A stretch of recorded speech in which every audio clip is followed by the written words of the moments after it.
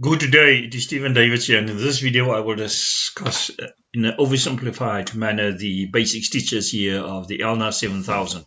This group of stitches in an oversimplified manner, the 1, 4 and 7 are basically the stage stitches. This is your number 1, your basic stage stitch. This is the workhorse that you use on leather, fabric, artificial leather. This is of course very light leather. Number 4 is your basic stitch that you use before you then finalize your stitches. This is your basting stitch. Number 7 is your triple stitch. This triple stitch is a very strong stitch. You go from very light, extremely light, to the basic triple stitch that's very strong. You use it for crouches, for underarms, for attaching pockets, etc. The next group of stitches are basically what I call the specific material type of stitches. Number 3 is your overcasting stitch.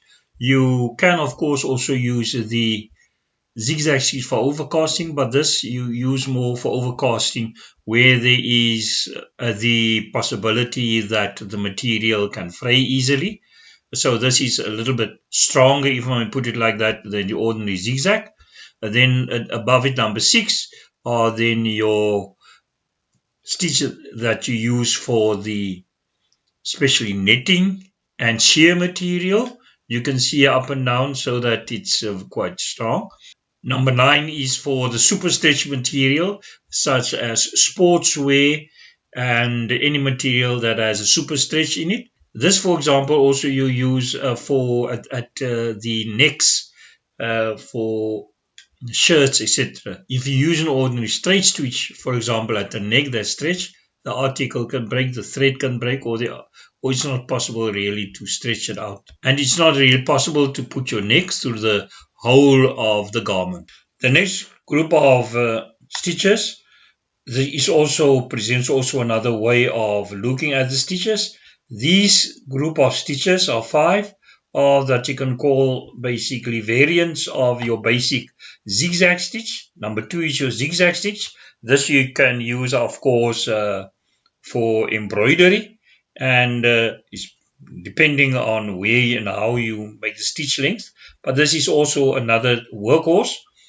Then a variant of that is then your darning stitch. Here number 0. This is especially for darning because it's higher, the width is higher, and there's also then special strengthening to it. Then another variant of this is on number 3 that we discussed earlier on for fray material. Another variant of the sort of zigzag pattern is then this is your blind hem stitch, specifically a blind hem stitch. So it's with that use, of course, with your blind hem foot, and this we discussed for the sheer material and for the net. Our last stitch is this super overlock stitch, and this overlock stitch is then used, it has a stretchy effect in it. You can use it especially for the necklines of the garments that you use. It assembles the material. It also automatically gives it a nice overlocking.